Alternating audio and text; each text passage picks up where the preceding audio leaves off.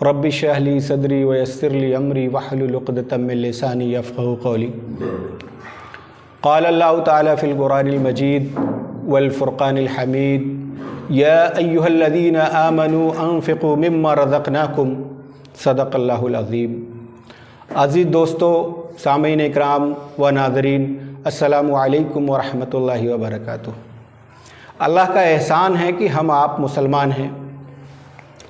آج پوری دنیا میں مسلمانوں کی ایک بڑی تعداد رہتی ہے، تقریباً 200 کروڑ مسلمان اس دنیا میں رہتے ہیں، اور دنیا کی پوری آبادی تقریباً 8 ارب یعنی 800 کروڑ ہے۔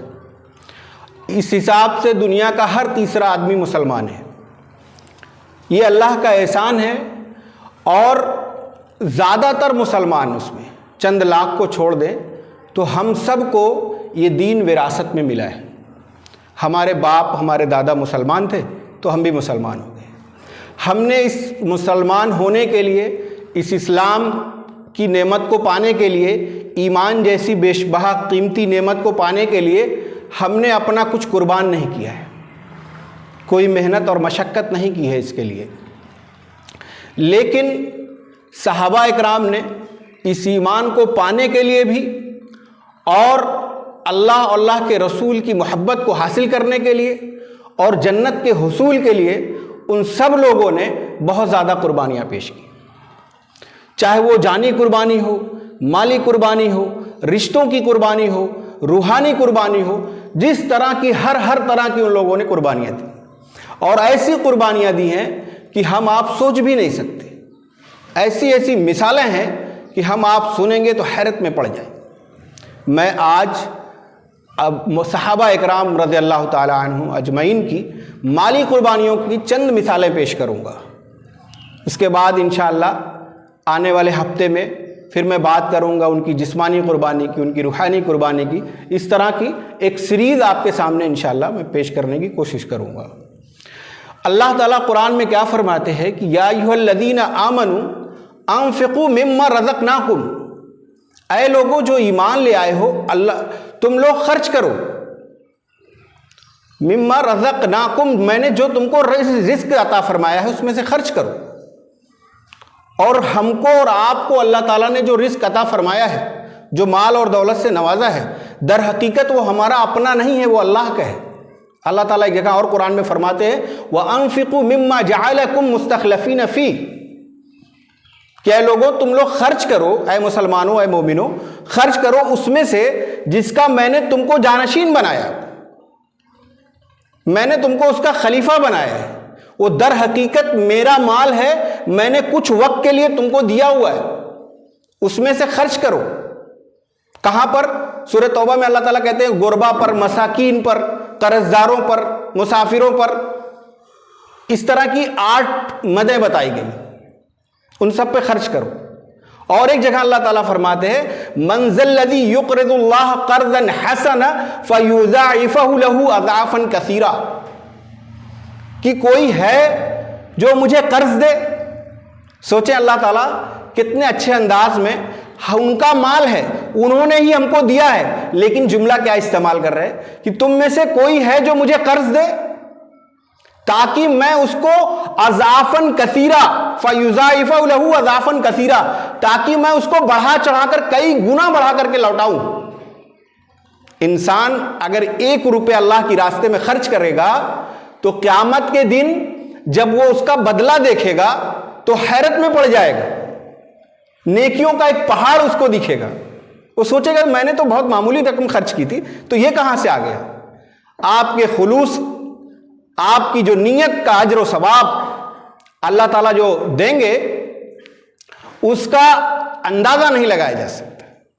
ہم اور آپ جب یہ آیتیں سنتے ہیں تو بے شک ہمارے اندر بھی جذبہ پیدا ہوتا ہے کہ ہم لوگ اللہ کے راستے میں خرچ کریں، لیکن میں مثالیں پیش کروں گا صحابہ اکرام کی، انہوں نے اللہ کے راستے میں کیسی کیسی قربانیاں مالی دی۔ یہ آیت جو ابھی میں نے تلاوت کی کہ من ذا الذی یقرض اللہ قرضا حسنا فیضاعفہ لہ اضعافا کثیرا، جب یہ ایک صحابی رسول ابو دحدہ رضی اللہ تعالیٰ عنہ سنتے ہیں تو اللہ کے رسول صلی اللہ علیہ وسلم کے پاس آ کر کہتے ہیں اللہ کے رسول، اللہ تعالیٰ ہم سے قرض مانگ رہا ہے، درا حال ہے کہ یہ جو مال ہمارے پاس ہے اسی کا دیا ہوا ہے۔ تو اللہ کے رسول صلی اللہ علیہ وسلم سے وہ کہتے ہیں ابو دہدہ رضی اللہ تعالیٰ عنہ کہ اللہ کے رسول صلی اللہ علیہ وسلم میرے پاس ایک باغ ہے، میں اس کو اللہ کے راستے میں صدقہ کرنا چاہتا ہوں، اور کوئی معمولی باغ نہیں، کوئی چھوٹا موٹا باغ نہیں، روایت میں آتا ہے اس میں 600 درختوں کا باغ۔ وہ بیٹھتے اللہ کے رسول صلی اللہ علیہ وسلم سے کہتے ہیں میں نے اس کو صدقہ کر دیا۔ اس کے بعد پھر جاتے ہیں گھر میں، جب جہاں جاتے اپنے باغ میں، اسی باغ میں ان کا گھر ہوتا ہے، ان کی بیوی بچے اس گھر میں ہوتے ہیں، اسی گھر سے وہ تشریف لائے ہوتے۔ وہ جب وہاں پہنچتے ہیں تو باغ میں بھی انٹری نہیں لیتے، داخل نہیں ہوتے، باہر سے آواز دیتے کہ اے ام دہدہ، دہدہ کی ماں، باہر چلی آؤ، اب ہم لوگ کو اس میں رہنے کا کوئی حق نہیں ہے۔ کیوں؟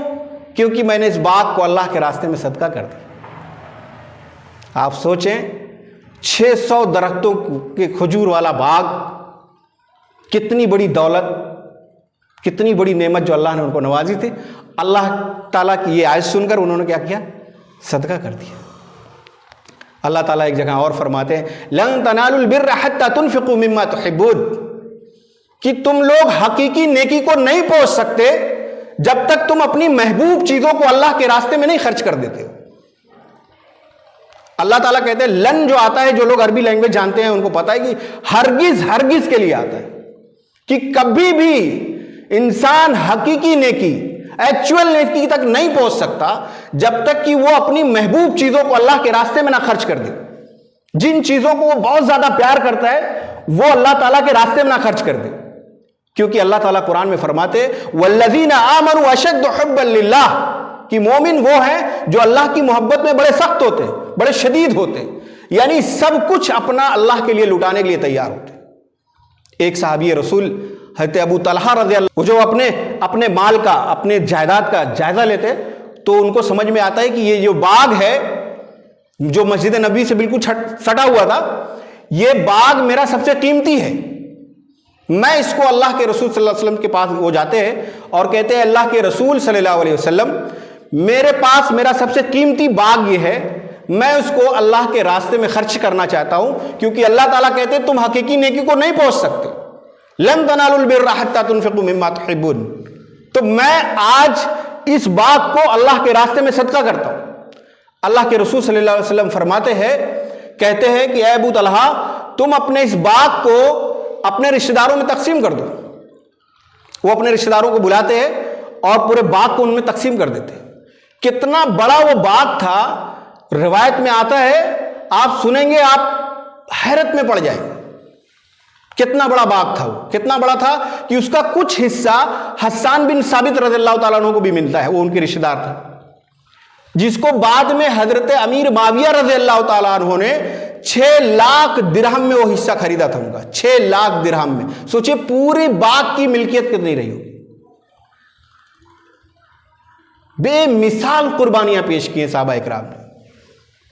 جنگ تبوک کا موقع ہے، اللہ کے رسول صلی اللہ علیہ وسلم لوگوں سے انفاق کی تعاون کی بات کرتے ہیں، لوگوں سے کہتے ہیں کہ ہم کو رومن امپائر سے جا کے جنگ کرنی ہے، جس کے پاس جو جتنی مدد کر سکتا ہے کرے۔